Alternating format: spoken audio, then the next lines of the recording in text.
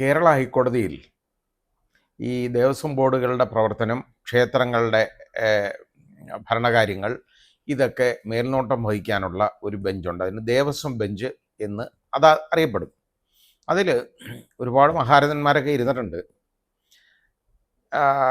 ഒരു 2 ടേമിൽ, അതായത് 3 മാസം വീതം ഉള്ള 2 ടേം, അതിൽ ഞാനും ദേവസ്വം ബോർഡിലെ അംഗമായിട്ടുണ്ട്, ദേവസ്വം ബെഞ്ചിലെ അംഗമായിട്ടുണ്ട്. അപ്പോൾ ആദ്യം എൻ്റെ പ്രിയ സുഹൃത്തായിരുന്ന യശശരീരനായ ജസ്റ്റിസ് തോട്ടത്തിൽ രാധാകൃഷ്ണൻ, അദ്ദേഹവും ഞാനും കൂടെ ആയിരുന്നു ഒരു ടേം ദേവസ്വം ബെഞ്ച്. പിന്നെ അതേപോലെ തന്നെ എൻ്റെ പ്രിയപ്പെട്ട സുഹൃത്ത് ജസ്റ്റിസ് TR രാമേന്ദ്രൻ നായർ, അദ്ദേഹവും ഞാനും കൂടെ ഒരു ടേം നോക്കി. അന്നൊന്നും ഈ സ്വർണ്ണ വിവാദമൊന്നും ഞങ്ങളുടെ മുമ്പിൽ വന്നിട്ടില്ല. അന്ന് വന്നേക്കുന്ന കാര്യങ്ങളെന്നൊക്കെ പറയുന്ന അവിടുത്തെ ഈ ശബരിമല നമ്മുടെ തീർത്ഥാടന കാലമുണ്ടല്ലോ, ആ സമയത്തേക്കുള്ള ഈ ശർക്കരയുടെ ഇറക്കുമതി, ശർക്കര കൊണ്ടുവരുന്നത്, വാങ്ങിക്കുന്നത്, അതിൻ്റെ അങ്ങനെയുള്ളത്, അതുപോലെ ഈ വാടകയ്ക്ക് ടെൻറ്റുകൾ കൊടുക്കുന്നത്, ഷോപ്പുകൾ കൊടുക്കുന്നത്, ഇങ്ങനെയുള്ള കാര്യങ്ങളും അതിൻ്റെ ദൈനംദിന കാര്യങ്ങളെ സംബന്ധിച്ചിടത്തോളമുള്ള റിപ്പോർട്ടുകളൊക്കെയാണ് വന്നിട്ടുള്ളത്. ഞങ്ങളതിൽ ഒരുപാട് കാര്യങ്ങളിൽ ഈ ശർക്കര വാങ്ങുന്നതിലുണ്ടാകുന്ന അഴിമതി ഇതിലൊക്കെ ഇടപെട്ടിട്ടുണ്ട്. വളരെ സ്ട്രിക്റ്റ് ആയിട്ടുള്ള ഉത്തരവും കൊടുത്തിട്ടുണ്ട്. പക്ഷേ ഇപ്പോൾ വന്നേക്കുന്ന കാര്യങ്ങളെന്ന് പറയുന്നത് വളരെ ഭീതിപ്പെടുത്തുന്ന കാര്യങ്ങളാണ്. കാരണം ഇപ്പോൾ ഈ അയ്യപ്പ ഭഗവാന്റെ സ്വത്തുക്കളെ സംബന്ധിച്ചിടത്തോളം അദ്ദേഹം മാത്രം നോക്കേണ്ട ഒരു സ്ഥിതിയിലേക്ക് ഇപ്പം മാറിക്കൊണ്ടിരിക്കുകയാണ്. ഇനി ഈ ഭഗവാൻ അയ്യപ്പനെപ്പോലും അവിടുന്ന് മോഷിച്ചുകൊണ്ട് പോവുമോ ഇല്ലയോ എന്നുള്ളത് പോലും നമ്മൾ ഭയന്നിരിക്കണം. ആ രീതിയിലാണ് ഇപ്പോൾ കാര്യങ്ങൾ മുമ്പോട്ട് പോകുന്നത് കാണുന്നത്. അവിടെ ഉണ്ണികൃഷ്ണൻ പോറ്റി എന്ന് പറയുന്ന ഒരാൾ, അദ്ദേഹം ഇതിന് എന്തും അവിടെ ചെയ്യാം. ദേവസ്വം ബോർഡ് ഏത് കാര്യത്തിനും അദ്ദേഹത്തിന് പെർമിറ്റ് ചെയ്യും. എന്തോ കാര്യം എന്ന് വെച്ചാൽ നമുക്കറിയില്ല. അതിനകത്ത് കള്ളക്കളി ബാക്കി കണ്ടുപിടിക്കേണ്ടതുമാണ്. ഉണ്ണികൃഷ്ണൻ പോറ്റി മാത്രമായിട്ടാണോ അതോ ബാക്കി എല്ലാവരും കൂടെ ചേർന്നുകൊണ്ടാണോ, ഉദ്യോഗസ്ഥരുണ്ടോ, ദേവസ്വം ബോർഡിലെ ആളുകളുണ്ടോ, ഇതെല്ലാം ഒന്ന് നോക്കേണ്ടതാണ്. ഈ അടുത്ത കാലത്തുണ്ടായ ഒരു വലിയ വിവാദം എന്ന് പറയുന്നത്, ഇപ്പോൾ യഥാർത്ഥത്തിൽ ഹൈക്കോടതിയിലെ ദേവസ്വം ബെഞ്ച് ഇടപെട്ടതുകൊണ്ടാണ് ഇത് വെളിയിലേക്ക് വരുന്നത്. ഏഷ്യാനെറ്റാണ് ഈ ന്യൂസ് ആദ്യം ബ്രേക്ക് ചെയ്ത് മുമ്പോട്ട് കൊണ്ടുവരുന്നത്. ദ്വാരപാലകന്മാരുടെ അതിൻ്റെ പാളികൾ അഴിച്ചെടുത്തിട്ട് തമിഴ്നാട്ടിലേക്ക് കൊണ്ടുപോയി, ചെന്നൈയിലേക്ക് കൊണ്ടുപോയി. എന്തിനാണെന്നറിയോ? അത് ആരെ കൊണ്ടുപോയത്? ഉണ്ണികൃഷ്ണൻ പോറ്റിയുടെ കയ്യിലും കൊടുക്കുകയാണ്. അപ്പോൾ പണ്ട് മല്ലയ്യ എന്ന് പറയുന്ന ഒരാൾ 1999 എൻ്റെ ഓർമ്മ, ഇതിലെ സ്വർണ്ണപ്പാളി പൊതിയാനായിട്ട് സ്വർണം കൊടുത്തിരുന്നു. അപ്പോൾ ഈ ദ്വാരപാലകന്മാരുടെ രൂപത്തിൽ സ്വർണ്ണപ്പാളി പൊതിയും. സ്വർണ്ണപ്പാളി പൊതിയെന്ന് പറഞ്ഞാൽ അത് ചെമ്പ് തകിടാണ് ആദ്യം ഉള്ളത്. അതിൻ്റെ മുകളിൽ ഈ പേപ്പർ പോലെ ഈ സ്വർണം പരത്തിയിട്ട് അതിങ്ങനെ പൊതിയാണ്. 2, 3, 4 ലെയർ കാണും. അത് ചില്ലറയൊന്നുമല്ല, നല്ല അളവിലുള്ള സ്വർണ്ണമുണ്ട് കേട്ടോ. അപ്പോൾ അതേപോലാണ് അതിനൊരു പീഠം, അതായത് ഈ ദ്വാരപാലകന്മാരെ നിർത്തുന്ന പീഠമുണ്ട്. ആ പീഠം പണിയണം. ആ പീഠം നമ്മുടെ ഈ ഉണ്ണികൃഷ്ണൻ പോയിട്ട് സ്വമേധയാ സംഭാവന ചെയ്തതാണ്, സ്പോൺസർ ചെയ്തതാണ്. കുറച്ച് നാൾ കഴിഞ്ഞപ്പോൾ, ഇപ്പോൾ ഈ അടുത്ത സമയത്ത് ഉണ്ണികൃഷ്ണൻ പോറ്റിക്ക് ഒരു വെളിപാടുണ്ടായി.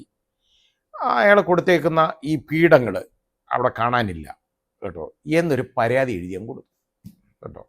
ഈ പരാതി വന്നു കഴിഞ്ഞപ്പം അന്വേഷിക്കേണ്ടതായിട്ട് വന്നു. മാത്രമല്ല ഈ ദ്വാരപാലകന്മാരുടെ ഈ സ്വർണ്ണപ്പാളി റിമൂവ് ചെയ്ത് നേരെ കൊണ്ടുപോയി അത് സ്വർണം പൂശാനെന്ന് പറഞ്ഞാൽ കൊണ്ടുപോയേക്കുന്നത്. അതിൻ്റെ അറ്റകുറ്റപ്പണി, ഒരറ്റകുറ്റവും പണിയും വരുന്നില്ല ഇതിന്. 1999 ഇത് ഒരു തവണ ഇയാൾ അഴിച്ചെടുത്തോണ്ട് പോയി. അപ്പോൾ 2019 ഇയാൾ ഒരു തവണ അഴിച്ചെടുത്തോണ്ട് പോയി. അതും ഇയാളാണ് കൊണ്ടുപോയേക്കുന്നത്. കൊണ്ടുപോയിട്ട് തിരിച്ചു കൊണ്ടുവന്നപ്പോൾ അത് ചെമ്പുപാളിയായിരുന്നു, സ്വർണ്ണപ്പാളി ചെമ്പുപാളിയായിട്ട് മാറി. പിന്നെ അതിൽ സ്വർണ്ണം പൂശുകയോ സ്വർണ്ണം ഇതുപോലെ പൊതുകയോ ഒക്കെ ചെയ്തിട്ടുണ്ട്. അത് കഴിഞ്ഞിട്ട് ഈ അടുത്ത സമയത്ത് വീണ്ടും ഇത് അഴിച്ചുകൊണ്ട് പോയി. അതിന് ശബരിമല സ്പെഷ്യൽ കമ്മീഷണർ ഹൈക്കോടതി നിയമിച്ചേക്കുന്ന ഒരു ജില്ലാ ജഡ്ജിയുണ്ട്. ആ സ്പെഷ്യൽ കമ്മീഷണർ അനുവാദമില്ലാതെ ഇതൊന്നും അവിടെ ചെയ്യാൻ പാടില്ല. അല്ലെങ്കിൽ ദേവസ്വം ബെഞ്ചിൻ്റെ അനുവാദം വാങ്ങണം. ഇതൊന്നും വാങ്ങാതാണ് ഇത് അഴിച്ചെടുത്തോണ്ട് പോയത്. അത് തിരിച്ചു കൊണ്ടുവരാൻ പറഞ്ഞു. കൊണ്ടുവന്നപ്പോൾ എന്താണെന്നറിയാവോ? 42.5 കിലോഗ്രാം തൂക്കമുള്ളത് അത് നേരെ 38 കിലോഗ്രാമായിട്ട് മാറി. അതായത് 4.5 കിലോഗ്രാം ഇതിൽ കുറയുന്നു. 4.5 കിലോഗ്രാം എന്ന് പറഞ്ഞു കഴിഞ്ഞാൽ അത് സ്വർണ്ണമാണ്, വേറൊന്നുമല്ല കേട്ടോ ഈ കുറഞ്ഞേക്കുന്നത്. അല്ലാതെ ചെമ്പൊന്നും ആരും എടുത്തുകൊണ്ട് പോകത്തില്ലല്ലോ. ഈ സ്വർണം അതിൽ നിന്ന് അങ്ങ് പോയിട്ടുണ്ട്. ആ പോയത് ഈ 4.5 കിലോഗ്രാം ഒന്ന് ആലോചിച്ച് നോക്കിക്കോളൂ. 1 കിലോഗ്രാം സ്വർണം എന്ന് പറഞ്ഞു കഴിഞ്ഞാൽ 124 പവനാണ്. എനിക്കിതിൻ്റെ കണക്കറിയാം, അതുകൊണ്ട് പറഞ്ഞാണ്. ഒരു പവന് ഒരു 85,000 രൂപ വില വെച്ച് ഈ 120, അതായത് ഈ 4.5 കിലോ സ്വർണത്തിൻ്റെ വിലയൊന്ന് കൂട്ടി നോക്കിക്കോളൂ. കോടികളാണ്, ലക്ഷങ്ങളല്ല, കോടികൾ. ഇതാണ് വില വരുന്നത്. ഇത്രയും രൂപ അടിച്ചു മാറ്റിയിട്ടുണ്ട്, ഒരു സംശയവും വേണ്ട. പക്ഷേ അതിനിപ്പോൾ എന്താ ഇനി ഇത് ആര് കൊടുത്തു, എങ്ങനെ വാങ്ങി, ഇതൊന്നും, ഇതിൻ്റെ തൂക്കമോ ഇതൊന്നും അവിടുത്തെ സ്റ്റോക്ക് രജിസ്റ്ററിലില്ല, ഒരു രേഖകളിലുമില്ല. അതാണ് പ്രശ്നം. അപ്പോൾ ഇതൊന്നും ശരിയായ ഇൻവെൻ്ററി ഇല്ല, ഒരു മഹസറിലും ഒന്നും രേഖപ്പെടുത്താതാണ് ഇയാൾ കൊടുത്തത്. ഈ ഉണ്ണികൃഷ്ണൻ പോറ്റി എന്ന് പറഞ്ഞാൽ വലിയ ആളാണ് കേട്ടോ, വലിയ പുള്ളിയാണ്. അയാൾ ഇടയ്ക്കിടയ്ക്ക് അയാൾ ഇങ്ങനെ വലിയ സംഭാവനകളാണ് കൊടുക്കും. ഏതാണ്ട് 8 പവനോ 10 പവനോ കണ്ടുള്ളൊരു മാല അയ്യപ്പ ഭഗവാന് ഇയാൾ സംഭാവന കൊടുത്തിട്ടുണ്ട്. അതിനിപ്പോൾ ഏതാണ്ടൊക്കെ ഇൻഷുറൻസും അയാൾ വർഷം തോറും അടയ്ക്കുന്നുണ്ട്. അതിന് രേഖകളില്ലെന്നാണ് എനിക്ക് മനസ്സിലാവുന്നത്. പിന്നെ അവിടെ കിട്ടുന്ന അതേപോലെ ഈ സ്വർണം ഒക്കെ ഉണ്ടല്ലോ, ആഭരണങ്ങളൊക്കെ ധാരാളം കിട്ടും, രത്നങ്ങൾ കിട്ടും. അയ്യപ്പന് വേണ്ടി ആരെന്തും കൊടുക്കും വിശ്വാസികൾ. അപ്പോൾ അങ്ങനെ കിട്ടുന്ന സാധനങ്ങളൊക്കെ ചാക്കിനകത്ത് വാരിക്കെട്ടി സ്ട്രോങ് റൂമിൽ വെച്ചേക്കാണ്. ഇതിന് പ്രോപ്പർ ഇൻവെൻ്ററി ഇല്ല, ഒന്നിൻ്റെയും തൂക്കം രേഖപ്പെടുത്തി വെച്ചിട്ടില്ല, ഇതൊന്നുമില്ല. ഇത് അതുപോലെ സ്വർണ്ണ നാണയങ്ങൾ ചാക്കുകളിൽ കെട്ടിവെച്ചേക്കാണ്. ഇതൊക്കെ ഇതിൽ നിന്ന് ഒരു നാണയം പോയെന്ന് ഒന്ന് ആലോചിച്ച് നോക്കിയുള്ളൂ. ഒരു പവനുള്ള ഒരു സ്വർണ്ണ നാണയം പോയാൽ രൂപ എത്ര പോകുന്നത്? 85,000 രൂപയാണ് പോകുന്നത്. ഇതുപോലാണ് ഈ അയ്യപ്പ ഭഗവാന്റെ സ്വത്തുക്കൾ ഓരോരുത്തന്മാർ അടിച്ചുകൊണ്ട് പോകുന്നത്. ഈ രീതിയിൽ ധാരാളം ഇതുണ്ട്. ഇതിൽ നിന്ന് എടുത്തുകൊണ്ട് പോയാൽ ആരും അറിയത്തില്ല. ആ രീതിയിലാണ് അത്. സ്ട്രോങ് റൂമിൽ വന്ന തിരുവാഭരണം കമ്മീഷണറുടെ കയ്യിലാണ്. എല്ലാ കമ്മീഷണർമാരും കൂടെ ഉണ്ട് അവിടെ കേട്ടോ, കുറേ എണ്ണമുണ്ട്.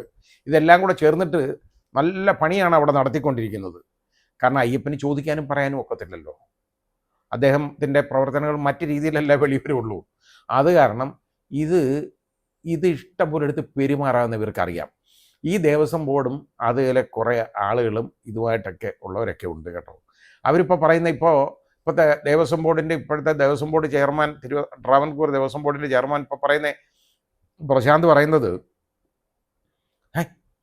ഈ പീഠം കാണാതില്ല, അത് അദ്ദേഹത്തിന് പീഠമാ വലുത്, അല്ലാതെ നേരത്തെ പോയ ഇത് പൊളിഞ്ഞ് ദ്വാരപാലന്മാരുടെ പാളി കടത്തിക്കൊണ്ടുപോയി സ്വർണം കൊണ്ടുപോയി മോഷ്ടിച്ചതിനെ കുറിച്ച് അദ്ദേഹത്തിനൊന്നും പരാതിയില്ല. പീഠം കാണാതോ, പീഠം കാണാം. അവസാനം പീഠം എടുത്തേ എവിടുന്നാണെന്നറിയോ? അതാണ് അതിൽ വളരെ രസകരമായ കാര്യം. വെഞ്ഞാറമൂട്ടിൽ ഉള്ള ഈ നമ്മുടെ ഈ പറഞ്ഞ ഉണ്ണികൃഷ്ണൻ പോറ്റിയുടെ സഹോദരിയുടെ വീട്ടിൽ നിന്ന് മിനി, അതെങ്ങനെ മിനിയുടെ വീട്ടിൽ വരുന്നത് എന്നാലോചിച്ചപ്പോൾ അതാണ് ഇനി ബാക്കി കാര്യം. അപ്പോൾ ഉണ്ണികൃഷ്ണൻ പോറ്റി പറയുന്നത്, ഈ അയാളുടെ ഒരു സഹായിയുണ്ട്, വാസുദേവൻ, കാരേറ്റ് ഉള്ള ആളാണ്. വാസുദേവൻ ഈ ഉണ്ണികൃഷ്ണൻ പോറ്റിയുടെ സഹായിയാണ്. വാസുദേവനാണ് ഇത് അഴിച്ചെടുത്തുകൊണ്ട് പോയത്. അത് വാസുദേവൻ്റെ വീട്ടിലുണ്ടെന്ന് എനിക്ക് അറിഞ്ഞുകൂടായിരുന്നു. അത് ദേവസ്വത്തിൻ്റെ സ്ട്രോങ് റൂമിലുണ്ടെന്നാണ് ഞാൻ വിചാരിച്ചിരുന്നത് എന്ന് പറഞ്ഞു. ഇതിനും സ്വർണം പാളിയുള്ളതാണ്. ഈ സംഭവം വെറുതെ ഒന്നുമല്ല, കുഞ്ഞുകളിയല്ല അത്. അപ്പോൾ അത് ആ പീഠങ്ങൾ മാറ്റിയ പീഠം പരുമാവുന്നില്ല, അതുകൊണ്ടത് മാറ്റി വേറെ പീഠം പണിയാൻ ഉള്ളതായതുകൊണ്ടാണ് ഇത്. എന്നാലും ഇത് കാണണം എന്നും പറഞ്ഞാണ് ഇയാൾ ആദ്യം പരാതി കൊടുക്കുന്നത്. പരാതി കൊടുത്തിട്ട് കള്ളത്തരമെന്ന് നമ്മൾ ആലോചിച്ച് നോക്കണം. എന്ത് കള്ളനായി അയാളെന്ന് ആലോചിച്ച് നോക്കിയുള്ളൂ. അയാൾ പറഞ്ഞത് അയാൾക്ക് ഇതിനെക്കുറിച്ചൊന്നും അറിഞ്ഞൂടാ, ദേവസ്വത്തിൻ്റെ ഇവിടെ സ്ട്രോങ് റൂമിൽ കാണും അത് എന്നാണ് പറഞ്ഞുകൊണ്ടിരുന്നത്. സ്ട്രോങ് റൂം പന്തളത്തോ മറ്റോ ആണ് ഇതിൻ്റെ. അപ്പോൾ അവസാനം നോക്കിയപ്പോൾ എന്തെന്നറിയോ, വിജിലൻസ് അന്വേഷിച്ച് വന്നപ്പോൾ ഇത് അവിടെ സ്ട്രോങ് റൂമിലില്ല. അപ്പോൾ പിന്നെ ഹൈക്കോടതി ഓർഡർ ചെയ്തു ഇത് കണ്ടെടുക്കാനായിട്ട്. അതോടുകൂടി പ്രശ്നമായി. ഇത് പ്രശ്നമായെന്ന് കണ്ടപ്പോൾ ഇപ്പോൾ ഉണ്ണികൃഷ്ണൻ പോയിട്ട് പറഞ്ഞു, അത് ഈ വാസുദേവൻ ആണ് എൻ്റെ കയ്യിലായിരുന്നു. പക്ഷെ വാസുദേവൻ്റെ കയ്യിൽ കഴിഞ്ഞ 4.5 വർഷം 5 വർഷം ആയിട്ട് വാസുദേവൻ്റെ വീട്ടിൽ ഇരിക്കുക ഇത് കേട്ടോ. അതായത് പൊതുമുതലാണ് അത് കൊടുത്തേക്കുന്നത്. ഈ സാധനം വാസുദേവൻ്റെ വീട്ടിൽ ഇരിക്കുകയാണ്.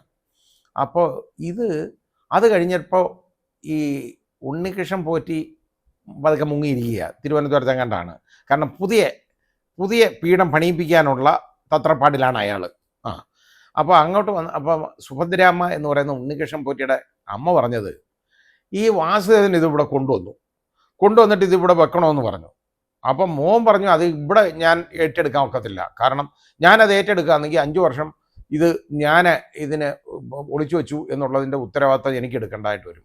അതെനിക്ക് ബുദ്ധിമുട്ടാണ്, അതെനിക്ക് പ്രശ്നമാവും, ഞാൻ തന്നെ കുരുങ്ങും എന്ന് വെച്ചാൽ അയാൾ തന്നെ കുരുങ്ങും, ഒരുത്തനും കൂടെ വേണം എൻ്റെ കൂടെ. അതുകൊണ്ട് അതെടുക്കാം. അപ്പോൾ ഉണ്ണികൃഷ്ണൻ അല്ല വാസുദേവൻ പറഞ്ഞു, വാസുദേവൻ്റെ വീട്ടിൽ ആരും ഊണ് കഴിക്കുന്നില്ല കേട്ടോ, ആഹാരം കഴിക്കുന്നില്ല, അവരെല്ലാം വളരെ വെപ്രാളത്തിലും ഉറക്കമില്ല, ബുദ്ധിമുട്ടാണ്, കാരണം ഇതിവിടെ ഇരിക്കുന്നതുകൊണ്ട് എന്ന് പറഞ്ഞിട്ട് ഇവിടുത്തെ അലമാരിയിൽ അയാൾ വെച്ചിട്ടങ്ങ് പോയെന്ന്. അതാണ് സുഭദ്രാമ്മ പറഞ്ഞേക്കുന്നത്. എന്നിട്ട് എന്താണെന്നറിയോ, പിന്നെ ഇതെങ്ങനെ മിനിയുടെ വീട്ടിൽ, അതായത് ഉണ്ണികൃഷ്ണൻ പോറ്റിയുടെ സഹോദരി മിനിയുടെ വീട്ടിൽ ഇതെങ്ങനെ പോയി? ഉണ്ണികൃഷ്ണൻ പോറ്റി താമസിക്കുന്ന കുടുംബ വീടെന്ന് പറയുന്നത് പുളിമാത്താണ്. ഇതെല്ലാം അടുത്തടുത്തുള്ള സ്ഥലങ്ങളാട്ടോ. പുളിമാത്തുനിന്ന് ഇതെങ്ങനെ ട്രാവൽ ചെയ്ത് വെഞ്ഞാറമൂട്ടി പോയി ഈ മിനിയുടെ വീട്ടിൽ? ഉണ്ണികൃഷ്ണൻ പോറ്റി കൊണ്ട് കൊടുത്തതാണ് അവിടെ വെച്ചേക്കാൻ. കാരണം ഇത് ഒളിച്ചു വെച്ചതല്ല, വേറൊന്നുമല്ല, ഇത് ഒളിപ്പിച്ചതാണ്. ഇത് കണ്ടെടുക്കും എന്ന് ഇവർക്കറിയില്ല. ഹൈക്കോടതി ഇടപെട്ടതുകൊണ്ട് മാത്രം വിജിലൻസിന് ഇത് അന്വേഷണം നടത്തേണ്ടതായിട്ട് വന്നു. ഇത് കണ്ടെടുക്കേണ്ട ഗതികേട് വന്നു. മിനിയുടെ വീട്ടിൽ നിന്ന് എടുത്തു. അപ്പം മിനി പറയുന്നത് എന്താണെന്നറിയോ, ഇത് ഒരു പൊതി ഇവിടെ കൊണ്ടുവന്നിട്ട് അത് എന്താണെന്ന് അറിഞ്ഞൂടാ, അത് അയ്യപ്പൻ്റെ ഷീൽഡാണെന്ന്, ശബരിമലയിലെ ഷീൽഡാണെന്ന് പറഞ്ഞാണ് ഇവിടെ തന്നെ, അത് സൂക്ഷിച്ചു വെക്കണം എന്ന് പറഞ്ഞു. പിന്നെ മിനിയുടെ വീടല്ലേ സ്ട്രോങ് റൂം, അയ്യപ്പ ഭഗവാന്റെ സാധനങ്ങൾ സൂക്ഷിക്കേണ്ട സ്ഥലമല്ലേ മിനിയുടെ വീട്. ഈ രീതിയിലാണ് ഇവിടെ കാര്യങ്ങൾ നടക്കുന്നതെന്ന് ഇപ്പം മനസ്സിലായോ? കള്ളന്മാരുടെ ഒരു കൂട്ടമാണ് അവിടെ ഉള്ളത്. യഥാർത്ഥത്തിൽ ഈ രാഷ്ട്രീയക്കാരെയും ഒന്നും ഇതിനകത്ത് കയറ്റാൻ പാടുള്ളതല്ല. പക്ഷേ എന്ത് പറയട്ടെ, രാഷ്ട്രീയക്കാരാണല്ലോ ഇത് ഭരിക്കുന്നത്. അവർക്കറിയാം ഇത് എടുത്തുകൊണ്ട് പോയാലൊന്നും ആരും ചോദിക്കാനുമില്ല, കാണാനുമില്ല, ഇതിന് കണക്കുമില്ല, കയ്യുമില്ല, ഒന്നുമില്ല. എന്തുമാത്രം മോഷണമാണ് ഇതിലൊക്കെ നടക്കുന്നത്. ഏതൊക്കെ ക്ഷേത്രങ്ങളിൽ ഇതേപോലെ നടക്കുന്നു. വിശ്വാസികൾ കൊണ്ട് കൊടുക്കും കേട്ടോ, അത് എവിടെയായാലും ശരി ഇതുപോലുള്ളത് നടക്കാറുണ്ട്. വിശ്വാസികളെ കൊണ്ട് കൊടുക്കും. ആ കൊടുക്കുന്നത് മുഴുവൻ ഇതുപോലെ തോന്നിവാസമായിട്ട് അടിച്ചു മാറ്റി കൊണ്ടുപോകും. ചില്ലറയൊന്നും അല്ല ഇതുപോലെ കൊണ്ടുപോയിട്ടുള്ളത്, ധാരാളമാണ്. ഇനിയെങ്കിലും ഇതിനൊരു അറുതി വരണം, ഇതിൽ ശരിയായ അന്വേഷണം നടത്തണം. അതാണ് ഹൈക്കോടതി ഇപ്പോൾ പറഞ്ഞത്. വളരെ എനിക്ക് ഹൈക്കോടതി ഞാൻ ഇതിൽ വളരെ അഭിനന്ദിക്കുകയാണ്. കാരണം ഈ കള്ളം വെളിയിലേക്ക് വരണം. ഈ അന്വേഷണം ഉണ്ടല്ലോ, ഈ ഉണ്ണികൃഷ്ണൻ പോറ്റി മാത്രമായിട്ട് നിൽക്കരുത്. ഇത് ഉണ്ണികൃഷ്ണൻ പോറ്റി മാത്രമൊന്നുമല്ല ഈ സ്വർണ്ണമൊക്കെ അടിച്ചു മാറ്റിയേക്കുന്നത്. ഉണ്ണികൃഷ്ണൻ പോറ്റിയുടെ ഒരു തെളിവുമില്ലാതെ ഉണ്ണികൃഷ്ണൻ പോറ്റിയുടെ കയ്യിൽ ഈ സാധനം എടുത്ത് കൊടുത്തയക്കുക. അയാൾ ആരാണ് ഇത് കൊണ്ടുപോകാൻ ഇത്രയും സ്വർണം? ഇത് നമ്മൾ മനസ്സിലാക്കേണ്ട കാര്യമാണ്. അതിൻ്റെ പുറകിലെല്ലാം വലിയ കള്ളക്കളിയുണ്ട്, വലിയ ഗൂഢാലോചനയുണ്ട്, വളരെ വലിയ ക്രിമിനൽ പ്രവർത്തികളുണ്ട്. ഒരു ഗ്യാങ് തന്നെ ഉണ്ട് ഇതിന് അടിച്ചു മാറ്റാൻ. അപ്പോൾ ഇത് ഇപ്പോഴെങ്കിലും ഇത് വെളി വന്നത് വളരെ വലിയ കാര്യം. ഇനിയും ഇതിൽ ശരിയായ അന്വേഷണം നടക്കണം. ഉണ്ണികൃഷ്ണൻ പോറ്റിയിലേക്കും ഈ വാസുദേവനിലേക്കും മാത്രമാവരുത്. വാസുദേവനും ഒക്കെ ഇതുപോലെ ഇത് എന്തുമാത്രം അനാവശ്യം കാണിച്ചു കാണും ഇതുവരെ. ഒന്ന് ആലോചിച്ച് നോക്കിക്കോളൂ. അയാൾക്കിപ്പോൾ ഊണില്ലെന്ന് അയാളുടെ വീട്ടിൽ, ആർക്കും ഉണ്ണാൻ വയ്യ. അത് ഉണ്ണികൃഷ്ണൻ പോയിട്ട് ഇത് വാങ്ങിച്ചു വെച്ചാൽ അയാൾ ഉണ്ടോളും. അയാൾ ഉണ്ടോണ്ട് ഇരിക്കട്ടെ അവിടെ. ഇവനെ എല്ലാം അകത്താക്കണം, അതാണ് ചെയ്യേണ്ടത്. കാരണം മോഷണമാണ് ഈ നടന്നേക്കുന്നത്, കൃത്യമായ മോഷണം. ഒരു സാധനം ഒരു സ്ഥലത്തുനിന്ന് അനുമതിയില്ലാതെ എടുത്ത് മാറ്റിയാൽ അതിന് മോഷണമെന്നാണ് പറയുന്നത്. 5 വർഷമായിട്ട് ഈ വിലയുള്ള സാധനം, ഈ പീഠങ്ങൾ 2 എണ്ണം, അത് ഇതുപോലെ ഓരോരുത്തരുടെ കസ്റ്റഡിയിലാണ് ഇരിക്കുക. സ്ട്രോങ് റൂമിലിരിക്കേണ്ട സാധനം അതാണ് നമ്മൾ കാണുന്നത്. ഏതായാലും ഇതിൽ അന്വേഷണം നടക്കും എന്ന് നമുക്ക് പ്രതീക്ഷിക്കാം. ഇനിയെങ്കിലും ഈ വസ്തുവകകളുടെ കണക്ക്, ഈ അയ്യപ്പ ഭഗവാന്റെ മുതലിൻ്റെ കണക്കൊന്നെടുക്കണം. ഏതായാലും അതിന് ഹൈക്കോടതി ജസ്റ്റിസ് KT ശങ്കരനെ നിയമിച്ചിട്ടുണ്ട്. വളരെ നല്ല കാര്യമാണ്. അദ്ദേഹം വളരെ ശുഷ്കാന്തിയോട് പ്രവർത്തിക്കുന്ന സത്യസന്ധനായ ഒരു ജഡ്ജിയാണ്. നല്ല ഒരു കാര്യമാണ് ആ ചെയ്തേക്കുന്നത്. ഏതായാലും ആ കണക്കെടുപ്പ് അദ്ദേഹം കൃത്യമായിട്ട് നടത്തട്ടെ. ആ ഒരു റിപ്പോർട്ടിന് വേണ്ടി നമുക്ക് കാത്തിരിക്കാം. ഇനി അത് മാത്രമല്ല, ഇതിൻ്റെ അന്വേഷണം ശരിയായ രീതിയിൽ നടക്കണം. പോലീസ് കേസെടുത്ത് ശരിയായിട്ട് അന്വേഷിക്കണം ഇത് മാറ്റിയതിനെക്കുറിച്ച്. ആ അന്വേഷണത്തിൻ്റെയും റിപ്പോർട്ടൊക്കെ വെളിയിലേക്ക് വരട്ടെ.